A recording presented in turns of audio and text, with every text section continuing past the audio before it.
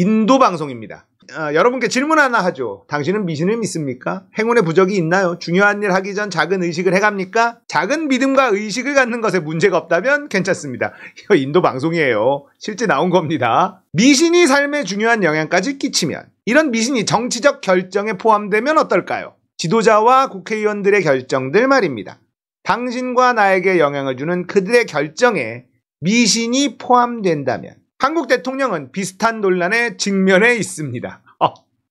벌써 창피하냐. 말씀드리기 전 작년 헤드라인부터 봅시다. 새로 선출된 윤석열 대통령이 집무실을 바꾸기로 결정했을 때를 떠올려보죠. 윤 씨는 청와대에 발을 들여놓지 않겠다고 다짐했었죠. 15만 개의 수제 파란 타일로 장식된 아름다운 청와대로 가는 대신 윤 씨는 대통령 집무실을 후진 동네로 이전하기로 결정했습니다. 번역이 좀 감정이 실려 있네요. 서울 북부 청와대에서 용산 국방부 청사로 이전했습니다. 윤은 왜 그랬을까요? 이 점에서 미신 이론이 나오는 부분입니다.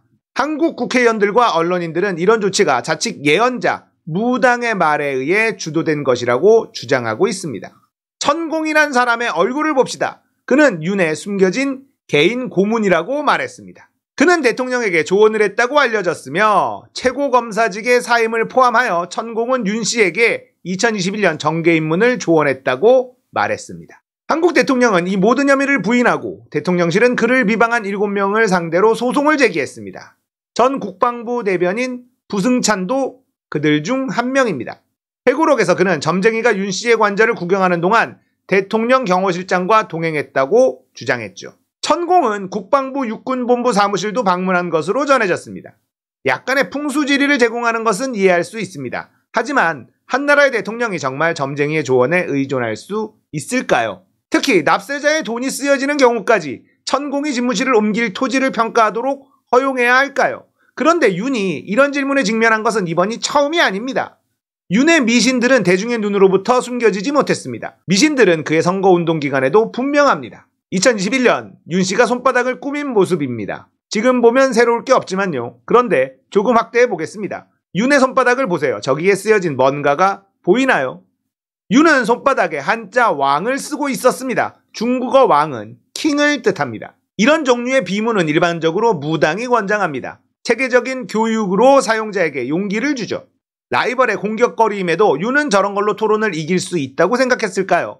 그들은 윤이 샤머니즘에 의존하고 있다고 비난합니다. 윤의 아내는 운세에 관한 논문 발표 후 박사학위를 취득했다고 알려져 있습니다. 교회와 국가의 분리는 근현대성에 있어 중요한 이정표입니다. 그러나 어찌된 일인지 종교와 미신은 여전히 정치로 새어 들어갑니다. 결국 모든 정치 세계는 불확실성과 위험으로 가득 차게 됩니다. 그리고 이것은 선거에서 패배하거나 암살당하는 것에 대한 불안감 속에서 종교적 믿음과 관행을 위한 비옥한 땅을 만듭니다. 많은 정치인들은 신의 정령이나 컬트 세력과 어울리는 경향이 있습니다. 실제로 한국의 박근혜는 2017년 사이비 종교 지도자의 절대적인 영향력 아래에 있는 것처럼 보였기 때문에 이로 인해 탄핵되었습니다. 인도 방송입니다. 영상을 봤는데 영어로 이렇게 하더라고요. 야, 진짜 창피하다. 근데 이거 말고도 지금 천공 이야기가 외신에 보도가 되고 있습니다. 자, 그런데 대한민국 언론도 요즘에 좀 이상해요. SBS가 좀 주가 조작 관련돼서 세게 보도한 거 있었죠? JTBC에서 박성태의 다시 보기, 여기에서 경찰이 한동훈 주거 침입 강진구 구속영장 신청했다. 경찰이 강진구 대표 두 번째 구속영장을 신청했다. 이런 소식을 이 JTBC 박성태 기자가 전달을 했어요. 추가된 혐의 감안해도 증거인멸이나 도주 우려 있다고 보기 어렵다. 법원의 판결이고요. 그리고 한동훈이 저는 법무부 장관직 포함해서 다 걸겠다. 의원이 뭐 거시겠나. 이런 얘기한 것도 소개를 합니다. 검찰총장을 지휘하고 법에 관한 행정을 관장하는 법무부 장관에 대한 의혹 제기에 반복해서 구속영장을 청구하는 것은 사실 압박입니다. 그래서 일단 오늘은 저도 무서워서 잠시 입을 닫겠습니다. 그리고는 말을 안 해요. 꽤 긴 시간 침묵해버립니다.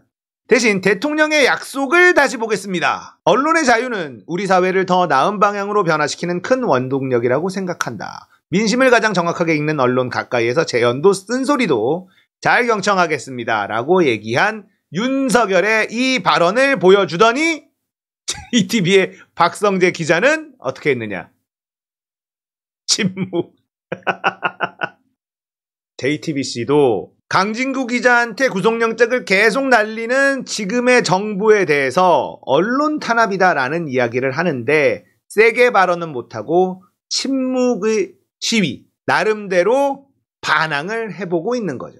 진짜 안쓰럽습니다. 세게 비판하는 게 무서운 세상. 그나마 JTBC에서 이 정도의 비판을 하는 걸 제가 가지고 와야 되는 이상한 나라. 조금만 세게 비판하면 바로 압수수색 구속영장이 들어오는 나라. 검찰 깡패 공화국에서 사는 대한민국 국민이 된 기분이 참 젖같다.